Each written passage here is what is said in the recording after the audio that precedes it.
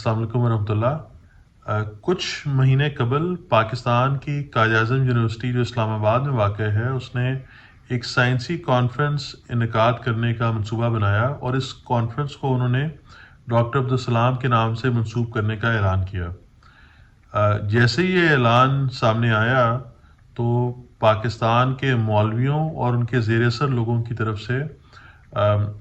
ایک شور و غل شروع ہو گیا کہ ڈاکٹر عبدالسلام جیسے سب لوگ جانتے ہیں کہ وہ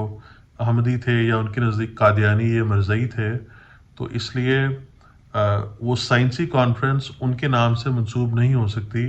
ان مولویوں یا ان کے زیر اثر لوگوں کی رائے میں۔ اور انہوں نے زور ڈال کر، جس طرح پاکستان میں یہ روایت ہی بن گئی ہے، پریشر ڈال کر، دباؤ ڈال کر اس کانفرنس کو انہوں نے منسوخ کر دیا، اور میرے علم کے مطابق وہ کانفرنس دوبارہ نہیں ہوئی۔ اس کے کچھ عرصہ کے بعد پاکستان کے ایک یوٹیوبر حضرت ہیں جن کا نام ہے کیسر احمد راجہ، تو راجہ صاحب نے ایک نیا شوشہ چھوڑ دیا جس میں انہوں نے یہ کہہ دیا کہ ڈاکٹر سلام کو جو نوبل انعام ملا تھا وہ انعام ہی اس کے وہ مستحق نہیں تھے، وہ انعام ان کو غلط ملا۔ اور آئیے اس پروگرام کو میں آپ کو کیسر احمد راجہ صاحب کی آواز میں ہی سنواتا ہوں کہ وہ اس کے بارے میں کیا کہتے ہیں، اور پھر اس کا تجزیہ کرتے ہیں کہ وہ بات کہاں تک درست ہے، اور یہ کہنا جو کیسر راجہ صاحب نے وہاں پہ بولا اس بات کو ہمیں کتنا وزن دینا چاہیے۔ آئیے سنتے ہیں۔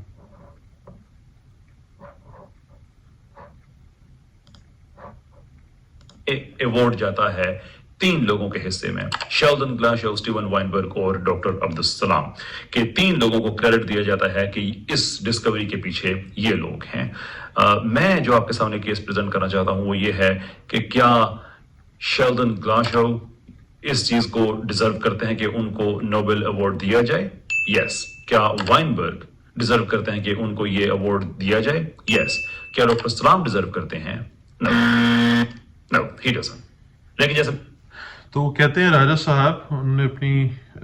ویڈیو کے شروع میں ہی بتا دیا کہ وہ جو 1979 کا انعام تھا جو 3 سائنسدانوں کو دیا گیا، راجہ صاحب نے کہا کہ جو دوسرے 2 سائنسدان تھے وہ تو ڈیزرو کرتے تھے، لیکن جو ڈاکٹر سلام صاحب تھے وہ اس کو ڈیزرو نہیں کرتے تھے۔ تو اس کے بعد آگے چل کے دیکھتے ہیں کہ انہوں نے وجہ کیا بتائی۔ آئیے سنیے۔ یہ ہیں وہ 2 بنیادی باتیں جس کی وجہ سے جو نوبل پرائز ہے یہ ایوارڈ کیا گیا۔ And here is the interesting thing, ان دونوں چیزوں میں ابھی تک آپ کو ڈاکٹر عبدالسلام کا ذکر نہیں ملا۔ وائی؟ یہی سوال جب شیلڈن گلاشو سے کیا گیا ان کے ایک انٹرویو میں، جس کا حوالہ آپ کو نیچے ڈسکرپشن میں مل جائے گا، دیٹ از اگر آپ اس کو یوٹیوب پہ دیکھ رہے ہیں، تو گلاشو کا جو آنسر تھا وہ بڑا انٹرسٹنگ ہے۔ تو راجہ صاحب نے سہارا لیا ہے اپنے موقف کو پیش کرنے پہ شیلڈن گلاشو جو واحد سائنسدان ان تینوں میں سے جو اس وقت حیات ہیں۔ ڈاکٹر سلام صاحب فوت ہو گئے، جو وائنبرگ ہے وہ فوت ہو چکے، اور جو گلاشو صاحب ہیں انہوں نے ایک انٹرویو دیا حال ہی میں کچھ 2-3 سال قبل ایک رسالے کو، اس انٹرویو کا یہ حوالہ دے رہے ہیں، تو ذرا سنیے۔ It goes something like this. وہ کہتے ہیں کہ میرا نوبل پرائز 1960 میں لکھے گئے پیپر پہ مجھے ملا، وہ جو 1961 میں پبلش ہوا تھا، اور وائنبرگ کا، ان کے اسٹیون وائنبرگ کا جو پیپر ہے وہ جو انہوں نے 1967 میں، جس کا میں نے بھی ذکر کیا ہے، اس کی بیس پہ ان کو ملا۔ آگے وہ کہتے ہیں کہ so the question arises, what did Salam do؟ کہ اسلام نے کیا کیا تھا؟ اور اس کا جواب دیتے ہوئے کہتے ہیں کہ he introduced electroweak the model جو SU2X-U1 ماڈل ہے، he did that in 1964، یعنی کہ 1964 میں اس نے یہ ماڈل انٹروڈیوس کیا۔ That was over 3 years after I did. He copied my work but did not cite me۔ یعنی کہ جس آدمی کا اصل کام ہے جو 1960 میں پیپر لکھا گیا 1961 میں پبلش ہوا، وہ سائنسدان یہ کہتا ہے کہ سلام نے کیا کیا سوائے اس کے کہ میری محنت چوری کر کے، and I very sorry it's a strong word but academia میں اس کو پلیجرزم کہا جاتا ہے، جو کہ ایک چوری ہے، کیونکہ جب آپ کسی کو سائٹ نہیں کرتے ہیں، یعنی کہ کسی کا حوالہ نہیں دیتے ہیں، یہ ہو سکتا ہے کہ سائنس میں ایسا ہی ہوتا ہے کہ جو پریسیڈنگ کام ہوتے ہیں ان کا حوالہ دیا جاتا ہے، جو آپ سے کام پہلے پبلش ہو چکے ہوتے ہیں، لیکن جب آپ کسی کو حوالہ نہیں دیتے ہیں تو اس کا مطلب یہ ہے کہ آپ کلیم کر رہے ہیں کہ یہ میرا اوریجنل کام ہے. اور شیلڈن گلاشو کو اس چیز پہ اعتراض ہے کہ جو میرا کام تھا اسی کو پلیجرائز کر کے سلام نے بغیر مجھے سائٹ کیے، کیونکہ ایسا ہی پلیجرزم بنتا ہے، اس نے وہ کانسیپٹ کو دوبارہ سے ری انٹروڈیوس کر دیا. تو راجہ صاحب نے کہا ہے اس انٹرویو کے حوالے سے جس میں شیلڈن گلاشو جو ان تینوں میں سے ایک آدمی تھے جن کو وہ نوبل انعام ملا، کہ یہ انہوں نے کہا ہے، گلاشو صاحب نے کہا ہے کہ ڈاکٹر سلام کو انعام جس بات پہ ملا، جس پیپر پر ملا، جس مقالہ پر ملا، وہ مقالہ میں پہلے سے لکھ چکا تھا، اور اس لیے ڈاکٹر سلام صاحب کا جو مقالہ تھا وہ گویا چوری شدہ کام تھا، اور اس لیے ان کو وہ انعام نہیں ملنا چاہیے تھا. تو آئیے اس بات کا ذرا تجزیہ کرتے ہیں. تو سب سے پہلے تو یہ ہے کہ اس انٹرویو، اس کا لنک ہم دیکھ لیں گے، میں یہاں پہ نیچے کامنٹس میں لگا دوں گا، آپ خود دیکھ لیجئے گا. انگریزی زبان میں انٹرویو ہے جو کچھ عرصہ پہلے غالباً جون 2020 میں کیا گیا، جس میں یہ بات پیش کی گئی. تو پہلا سوال تو یہ پیدا ہوتا ہے کہ جو گلاشو صاحب ہیں، کیا انہوں نے اس بارے میں پہلے بھی کبھی کچھ اور بولا اس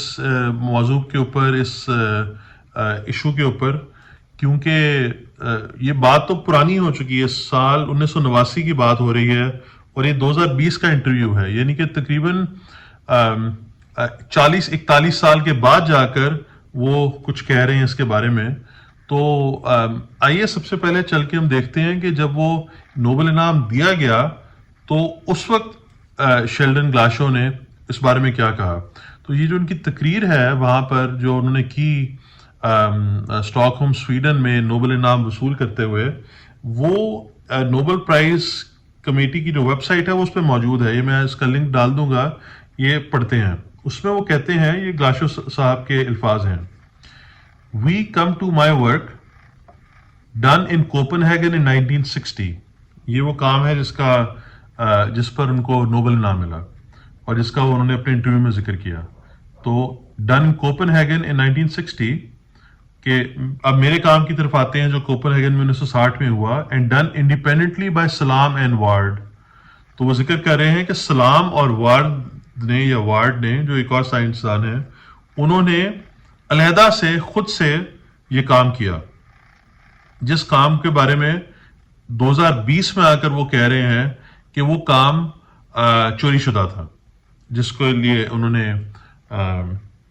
جو کیسر راجہ صاحب نے چوری کا لفظ استعمال کیا. تو شیلڈن گلاشو خود سے یہ کہہ چکے ہیں سال 1979 میں کہ سلام اور وارڈ نے بھی وہ کام جو میں نے کیا تھا، خود سے علیحدہ سے بھی انہوں نے وہ کام کیا. تو پہلی بات تو یہ ہو گئی کہ شیلڈن گلاشو کے اپنے بیانات میں تضاد پایا جاتا ہے، وہ ایک دوسرے سے ٹکراتے ہیں. پہلے وہ کہتے ہیں کہ جو سلام اور وارڈ نے کام کیا وہ انہوں نے خود سے کیا، اور اب وہ 2020 میں آ کے فرما رہے ہیں کہ وہ کام چوری کیا گیا. تو اس سے پہلے کہ مزید اس پہ سوچیں کہ ایسا کیوں ہے، ایک سائنسدان ایک دوسرے سائنسدان کے اوپر کیوں ایسی بات کرے گا جس میں تضاد ہو یا اس کی اپنی بات میں تضاد پیدا ہو جائے، اس سے پہلے ہم ذرا نوبل پرائز کی، جو نوبل پرائز کمیٹی ہے جو نوبل انعام ایوارڈ کرتی ہے، دیتی ہے لوگوں کو، اس کی طرف جاتے ہیں. تو یہ جو انہوں نے 1989 میں فزکس کا انعام دیا، اس کے بارے میں جو پریس ریلیز دی، اس پریس ریلیز کو ذرا جا کے پڑھتے ہیں. یہ انگریزی زبان میں، ساتھ میں اس کو پڑھ کے اردو کر دوں گا. وہ کہتے ہیں: In a series of separate works in the 1960s, this year's Nobel Prize winners Glashow, Salam and Weinberg developed a theory which is applicable also at higher energies and which at the same time unifies the weak and electromagnetic interactions in a common formalism. تو وہ کہتے ہیں کہ یہ 1960 میں جو کام شروع ہوا علیحدہ سے گلاشو، سلام اور وائنبرگ نے یہ تھیوری بنائی اور اس میں انہوں نے سائنسی جو کانسیپٹ ہے وہ اس کا ذکر کیا ہے. اس کے بعد کہتے ہیں Glashow, Salam and Weinberg started from earlier contributions by other scientist, کہ ان تینوں سائنسدانوں نے جو کام کیا تھا وہ پہلے اور سائنسدانوں کا کام تھا جس کو لے کر آگے چلے. Of special importance was the generalization of the so-called gauge principle for the description of the electromagnetic interaction. وہ انہوں نے ایک سائنسی موضوع کی بات کی ہے، اس کا ذکر کیا ہے. This generalization was worked out around the middle of the 1950s by Yang and Mills in USA. انہوں نے دو اور سائنسدانوں کا ذکر کیا ہے، Yang and Mills، جنہوں نے 1950 میں اس کے اوپر کچھ کام کیا، 1950 کی دہائی میں. After the fundamental work in the 1960s, the theory has been further developed. An important contribution was made in 1971 by the young Dutch physicist Van T. Hooft. اور پھر وہ کہتے ہیں کہ 1960 کی دہائی میں یہ جو بنیادی کام ہے اس کے اوپر مزید کام ہوا، بنیادی جو تھیوری ہے اس کے اوپر مزید کام ہوا، اور پھر 1971 میں ایک اور اہم جو کنٹریبیوشن ہے، ایک اہم حصہ جو ڈالا گیا، وہ ایک ہالینڈ یا ڈچ نژاد جو سائنٹسٹ فزسسٹ ہیں وین ٹی ہوف، انہوں نے بھی اس پہ کیا. تو یہاں پر وہ جو 1964 والا جو وارڈ اور سلام کا پیپر ہے جس کے اوپر الزام لگایا گیا ہے، اس کے اوپر تو نوبل کمیٹی نے انعام دیا ہی نہیں. نوبل کمیٹی نے جو انعام دیا ہے وہ ڈاکٹر سلام کے 1964 کے پیپر کے اوپر دیے نہیں، جس کے بارے میں وائنبرگ صاحب کو اعتراض ہے. اس لیے ایک بات جہاں تک 1989 کی تقریر تھی، اس تقریر میں وہ کہہ رہے ہیں کہ اس پیپر کا انہوں نے ذکر کیا کہ وہ پیپر سلام اور وارڈ نے خود سے لکھا تھا، علیحدہ سے لکھا تھا،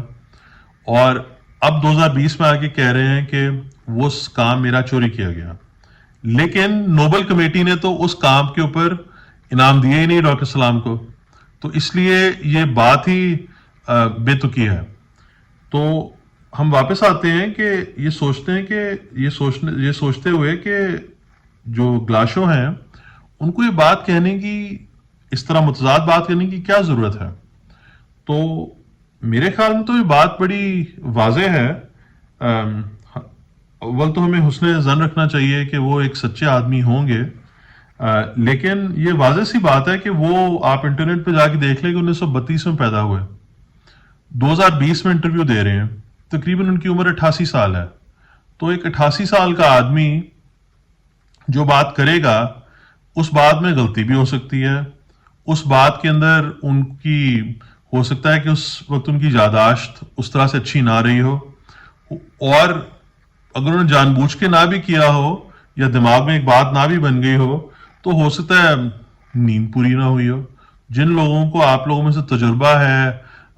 اس طرح اس عمر کے لوگوں کو سے بات کرنے کا، اگر وہ عام طور پہ اچھے سچے آدمی بھی ہوں تو عام بڑھاپے کی عمر اس کو سمجھا جاتا ہے. تو اس عمر میں انسان کی جو دماغی صلاحیات ہیں وہ اس قابل نہیں سمجھی جاتی عام طور پر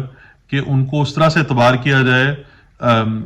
جیسے اس کی باتیں نسبتاً جوانی کی عمر میں تھیں، یا نسبتاً اور 40 کی دہائی میں یا 50 کی دہائی میں جب وہ اپنی عمر میں تھا، تو اس وقت جس طرح اس کی باتوں کا اعتبار کیا جا سکتا تھا. تو اس لیے گلاشو صاحب نے جو 88 سال میں بات کی اور جو پیچھے 1989 میں تقریباً 45-46 سال کی عمر میں جو بات کی، تو میں 45-46 سال والی بات کو زیادہ وزن دوں یا میں 88 سال والی بات کو زیادہ وزن دوں؟ اور بہرحال اگر دونوں باتیں کو برابر وزن دیا جائے تو وہ دونوں باتیں چونکہ متضاد ہیں، اس لیے ان کی بات ہی بے وقت ہو جائے گی. اور جہاں تک نوبل کمیٹی کی بات ہے تو انہوں نے تو انعام دیے ہی اس معاملے پہ نہیں جس معاملے پر گلاشو صاحب کو اعتراض ہے. تو یہ تو بات ہو گئی گلاشو صاحب کا جو بنیادی جو انٹرویو تھا، جس بنیادی بات پر ہمارے راجہ صاحب نے کیسر راجہ صاحب نے ہمارے پاکستانی صاحب نے معاملہ اٹھایا. تو اب آگے چلتے ہیں کہ پھر سوال یہ ہے کہ اگر وہ اس کے لیے مستحق نہیں تھے اس نوبل انعام کے لیے ڈاکٹر سلام صاحب, تو پھر ان کو مل کیسے گیا؟ تو اس کے لیے آئے دیکھتے ہیں کہ راجہ صاحب کیا کہتے ہیں. کہ جو ڈونیشنز وغیرہ اکٹھے ہوتے تھے اس سے ایسے کام کیے جا رہے تھے لٹرلی. اب یہ ذکر کریں وہ آئی سی ٹی پی جو ڈاکٹر سلام صاحب کا ادارہ ہے اٹلی میں جو قائم ہوا تھا, ابھی بھی ہے, اس ادارے کے حوالے, اس ادارے کے جو مالیاتی معاملات ہیں اس کی راجہ صاحب بات کر رہے ہیں. جو سائنسدان تھے ان کو روپ ان کیا جا رہا تھا, ان کے پارٹیاں کی جا رہی تھی, کنونشنز کیے جا رہے تھے, ایسے کام کی, اور خرچے جہازوں کے ٹکٹ, جس جو بھی فلائٹ موڈ تھا, کوئی بحری جہاز میں آیا ہوا ہے, کوئی ہوائی جہاز میں, ان کی رہائش, خرچے, ہر چیز یہ ادارہ بیئر کر رہا تھا. جبکہ اس کا کام تھا کہ جو تھرڈ ورلڈ کنٹریز ہیں, ترقی پذیر ممالک ہیں, ان کے سائنسدانوں کو سرو کرنا. لیکن ڈومبی کہتے ہیں کہ ان میں سے کوئی انٹرسٹ نہیں تھا تیسری دنیا کے سائنسدانوں کا, یعنی کہ یہ جو کام کر رہے تھے. اینڈ انسیڈنٹلی جن لوگوں کو بلایا جا رہا تھا آئدر وہ تھے کہ جو نوبل کمیٹی کے ممبرز تھے یا جنہوں نے ڈاکٹر سلام کو بڑے پیمانے پہ بعد میں نومینیٹ کیا. یعنی کہ راجہ صاحب کہتے ہیں کہ ڈاکٹر سلام کے تعلقات تھے اور انہوں نے, جس کو عام زبان میں کہتے ہیں کہ پیسے لگائے, لوگوں کو پارٹیاں تھرو کی, دعوتیں کی, سائنسدانوں کو اپنے پاس بلا کر لے کے آئے اپنے اس آئی سی ٹی پی ادارے میں. تو اس کی وجہ سے جو ان کے تعلقات تھے, ان تعلقات کی وجہ سے ان کو گویا وہ نوبل انعام ملا. تو اور اس کے اندر انہوں نے ذکر کیا کسی ایک اور صاحب کا, جنہوں نے یہ انٹرنیٹ پر کوئی تحریر لکھ کے رکھی ہوئی ہے جس میں انہوں نے اس بات کا ذکر کیا ہے کہ ڈاکٹر سلام اس طرح سے سائنسدانوں سے, مختلف سائنسدانوں سے ملا کرتے تھے. تو سوال یہ ہے اب کہ جو نوبل کمیٹی ہے, جو سائنس کا سب سے اعلیٰ ترین ایوارڈ جو سمجھا جاتا ہے, وہ لوگوں کو دیتی ہے, سائنسدانوں کو دیتی ہے مختلف سبجیکٹس میں, مختلف مضامین میں. تو کیا وہ نوبل کمیٹی یہ نہیں سمجھتی تھی کہ کون اپنے تعلقات, روابط یا پیسے لگا رہا ہے؟ یہ تو عام راجہ صاحب نے وہ بات کر دی کہ پاکستان میں سمجھتے ہیں, وہ کہا گیا ہے ملک ریاض صاحب پراپرٹی والے صاحب کے بارے میں مشہور ہے, وہ کہتے تھے میں فائلوں کے پہیے لگا دیتا ہوں. تو یہ تو راجہ صاحب نے وہی بات کر دی کہ گویا نوبل کمیٹی میں پہیے لگائے جا سکتے ہیں. تو اگر نوبل کمیٹی میں پہیے لگائے جا سکتے ہوں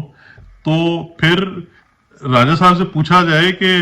ایک ڈاکٹر سلام ہی کیوں ہیں وہ آدمی جن کو سمجھ آ گئی کہ کس طرح پہیے لگانے ہیں اور کس طرح سے نوبل انعام حاصل کرنا ہے. اس طرح تو پھر جو فراڈیے بھرے پڑے ہیں ہمارے ملکوں میں, اور عدالتیں بھری پڑی ہیں لوگوں کی جھوٹی گواہیوں دینے والوں, ان لوگوں سے جو تیار ہیں جھوٹی گواہیاں دینے پہ. کچھ عرصہ پہلے کسی نے لطیفہ سنایا کہ لوگ پہلے وکیل کیا کرتے تھے, اب کہتے ہیں لوگ جج ہی کرا لیتے ہیں. بہرحال میں اس اخلاقی گراوٹ کے اندر زیادہ نہیں جاتا, میں موٹی بات پہ رکھتا ہوں کہ اگر ڈاکٹر سلام نے فائلوں کو پہیے لگائے اور نوبل کمیٹی ایسی ہے کہ وہ اور وہ جو سائنسدان ہیں جو اپنی ریکمنڈیشن بھیجتے ہیں, اپنی طرف سے سفارشات بھیجتے ہیں کہ ان کے خیال میں فلاں آدمی اس بات کا مستحق ہے کہ اس کو نوبل انعام دیا جائے, یا فلاں آدمی مستحق ہے کہ اس کا جو کام ایسا ہے کہ اس کو نوبل انعام دیا جائے. تو یہ جو اس درجے کے جو سائنسدان ہیں جو خود نوبل انعام یافتہ ہیں, کیا یہ اس قسم کے لوگ ہیں کہ ان کو کوئی چائے پلا کے, یا جس کو پاکستان میں لفافہ صحافت کہتے ہیں کہ یہ کیا لفافہ سائنسدان ہے؟ تو راجہ صاحب کی سوچ پر انسان جتنا بھی افسوس کرے کم ہے. اور ذہن میں آتا ہے کہ یہ وہ بدقسمت آدمی ہیں اور وہ بے شرم آدمی ہیں جو اپنی قوم کے آدمی کو, جس کو پوری دنیا نے ریکگنائز کیا, پوری دنیا میں شہرت ملی اور پوری دنیا میں عزت ملی, اور نوبل انعام کے بعد تو جو ملی وہ ملی, نوبل انعام سے پہلے بھی ڈاکٹر سلام صاحب نے وہ جو اٹلی میں اپنا ادارہ قائم کیا ہوا تھا, اس ادارے کی وجہ سے وہ دنیا بھر کے سائنسدانوں کو، جس طرح راجہ صاحب نے خود ذکر کیا کہ نوبل انعام یافتہ سائنسدانوں کے ساتھ وہ اٹھتے بیٹھتے تھے، تو وہ تو، اور اس سے بھی پہلے وہ غالباً 32 یا 33 سال کی عمر میں پروفیسر، لنڈن میں فزکس کے پروفیسر بن گئے تھے، فل پروفیسر. تو اور اس سے بھی پہلے جب وہ مثال کے طور پر 5ویں جماعت میں اور جو میٹرک کا امتحان ہوتا ہے اس میں انہوں نے پورے صوبے میں ٹاپ کیا تھا، پنجاب میں، جب ابھی انڈیا پاکستان اکٹھا تھا. تو اس لیول کا جو آدمی ہے جو ہماری قوم میں پیدا ہوا، اس آدمی کو اس آدمی کے، ٹھیک ہے لوگ ایسے بھی ہیں جو اس کے حاسدین، جب آدمی اوپر ترقی کرتا ہے تو اس کے کچھ حاسدین بھی ہوتے ہیں. تو غلطی میں یا حسد میں یا جو بھی وجہ بنی، اگر کسی نے ڈاکٹر سلام پہ کیچڑ اچھالنے کی کوشش کی، تو ہمارے جو کیسر راجہ صاحب ہیں، انہوں نے بے شرمی میں فوراً اس کیچڑ کو پکڑا اور انہوں نے کہا کہ میں بھی پھینکوں گا ڈاکٹر سلام پہ، اور میں کوشش کروں گا کہ میں بھی آگے بات پہنچاؤں کہ ہاں جی ڈاکٹر سلام کا جو انعام ہے وہ مستحق نہیں تھے، اور انہوں نے لفافے دے کے لوگوں کو وہ انعام حاصل کیا. انا للہ و انا الیہ راجعون. انسان یہ کہہ سکتا ہے، یہ اس قسم کے لوگ ہیں کہ جس اگر تشبیہ دی جائے قوم کو ایک شپ سے، ایک کشتی سے، تو جس کشتی میں وہ سواری ہیں اسی کشتی کا جو پیندہ ہے اس میں وہ سوراخ کرتے ہیں، اور اس سوراخ کے نتیجے میں پوری جو قوم ہے، جو پوری کشتی ہے، وہ خطرے میں پڑ جاتی ہے. کیوں میں بول رہا ہوں؟ اس لیے کہ قومی لحاظ سے جس طرح سے یہ زمانہ ہے علم کا، اور علم اور سائنس کا اور ٹیکنالوجی کا، اور علم اور سائنس اور ٹیکنالوجی اس کی بنیاد پر اپنی معیشیت کو مضبوط کرنے کا، اپنی جو برآمدات ہیں ان کو بڑھانے کا، اور دنیا میں ایک باعزت مقام حاصل کرنے کا، اس علمی دور میں، سائنسی دور میں ہمارے پاس ایک سائنسدان پیدا ہوا جس کی دنیا بھر میں عزت ہوئی اور دنیا بھر میں اس کو سراہا گیا. امریکہ کیا اور برطانیہ کیا اور چائنا کیا اور دنیا کے اور ممالک کیا، لیکن کیسر راجہ صاحب کو بات ملی پورے جہان سے، تو وہ بات ملی جو کسی ایک آدمی نے اٹھ کے بول دیا، یا جس طرح شیلڈن گلاشو نے 88 سال کی عمر میں آ کے کوئی بات بولی جو ان کو اس قابل لگی کہ وہ اس کی آگے تشہیر کریں. انسان جتنی بھی بے شرمی میں بڑھ جائے، اپنی ایسی بات جس سے اپنی قوم کا ہی نقصان ہوتا وہ آگے کر دے، میں نہیں سمجھ سکتا کہ یہ کیا کس پیمانہ ہے، کس پیمانے سے اس بے شرمی کو ناپا جائے جو اس کا کیسر راجہ صاحب نے مظاہرہ کیا ہے. واپس آتا ہوں شیلڈن گلاشو صاحب کی اوپر، کہ میں نے ان کے ساتھ ای میل پر رابطہ کیا، اور ابھی حال ہی میں، تو ایک بات آپ کو ذکر کر دوں، اس جو میں نے عمر کے حوالے سے بات کی، کہ مجھے انہوں نے ڈاکٹر باجوہ کہہ کے ذکر کیا، ڈاکٹر باجوہ کہہ کے بلایا. اور آپ کو میں اس لیے ذکر کر دوں کہ میری وہ بات کہ انسان جب عمر میں بڑا ہو جائے تو ضروری نہیں کہ وہ اس کی جو بات ہے اس کو وہ وزن دیا جائے جو کسی اور نسبتاً جوان آدمی کی بات کو دیا جاتا ہے. ضروری نہیں کہ ہر آدمی ایسا ہو، لیکن ہو بھی سکتا ہے. اس لیے انسان کو اس بات کا معائنہ جائزہ لے لینا چاہیے. تو مجھے انہوں نے کہا، dear doctor Bajwa, let the fact speak for them selves. حالانکہ میں تو پی ایچ ڈی کی ڈگری نہیں رکھتا، تو انہوں نے غلطی سے مجھے ڈاکٹر باجوہ، غالباً وہ بہت سارے پروفیسروں کو، ڈاکٹروں سے بات چیت کرتے ہوں گے، تو انہوں نے مجھے بھی وہ کہہ دیا. اور میں نے جب ان سے پوچھا شیلڈن گلاشو صاحب سے کہ ڈاکٹر سلام نے پلیجرزم کیا، یہ میں آپ کو ای میل اسکرین پہ ڈال دیتا ہوں، تو انہوں نے کہا کہ I would not choose to use that word, میں اس لفظ کا استعمال نہیں کروں گا کہ سلام صاحب نے پلیجرائز نہیں کیا. اور البتہ انہوں نے یہ کہا کہ جو سلام کا 1964 کا پیپر تھا، وہ پیپر سلام اور وارڈ کا، وہ اس پیپر میں وہی باتیں تھیں جو گلاشو صاحب پہلے کر چکے تھے اپنے 1961 کے پیپر میں. مگر جیسے میں نے ذکر کیا کہ نوبل کمیٹی نے جو انعام ہے وہ اس پیپر کے اوپر 1964 کے پیپر کے اوپر نہیں دیا. اگر وہ دیا ہوتا تو وہاں پہ وارڈ کا ذکر، ان سائنٹسٹ کا بھی ذکر وہاں پہ کیا گیا ہوتا. واپس آتے ہیں کہ اگر ڈاکٹر سلام صاحب اس طرح کے لوگوں کے ساتھ اپنے تعلقات کی بنا پر ان کو لفافے دے کر، دوسرے سائنسدانوں کے ساتھ تعلقات بنا کر، یا آئی سی ٹی پی کی جو فنڈنگ ہے، اس کی جو بجٹ ہے، اس سے لوگوں کو ٹکٹیں دے کے یا پارٹیاں کر کے، جس طرح راجہ صاحب نے ذکر کیا ویسے ہی کیا کرتے تھے. تو ڈاکٹر سلام تو 1996 میں فوت ہو گئے. تو ابھی اسی سال غالباً، اسی سال یا پچھلے سال، جو امپیریل کالج لنڈن ہے، اس نے اپنی لائبریری کا نام ڈاکٹر سلام کے نام پہ رکھ دیا. تو کیوں رکھا؟ کیا ابھی بھی اس ڈاکٹر سلام نے کسی کو کوئی لفافہ لگایا ہے یا کوئی پارٹی تھرو کی، جس طرح کہ راجہ صاحب ذکر کرتے ہیں؟ پھر جب وہ فوت ہو گئے تو آئی سی ٹی پی نے اپنا نام بدل کے Abdus Salam centre for theoretical physics کر دیا. تو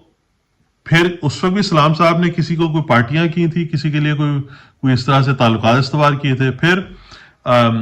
کچھ سال پہلے سنگاپور میں ڈاکٹر سلام کے اوپر ایک بہت بڑی کانفرنس کی گئی، جس میں نوبل laureates بھی آئے اور انہوں نے آ کے لیکچرز بھی دیے. تو ڈاکٹر سلام کو تو دنیا سے گئے ہوئے کئی سال ہو گئے، دہائیاں بھی گزر گئیں. تو ڈاکٹر سلام صاحب کا نام کیوں ایسا عزت سے لیا جاتا ہے جبکہ وہ تو دنیا سے جا چکے ہیں؟ اس کا جواب میرے پروگرام کو سننے والوں صرف یہ ہے کہ ڈاکٹر سلام صاحب کے مداح دنیا میں موجود ہیں، کیونکہ جس دیانتداری سے انہوں نے سائنس کا کام کیا اور جس دیانتداری سے انہوں نے تیسری دنیا کے سائنسدانوں کی بہبود کے لیے اور ان معاشروں کی بہبود کے لیے علم کے ذریعے، سائنس کے ذریعے، فزکس کے ذریعے وہ کرنے کی کوشش کی،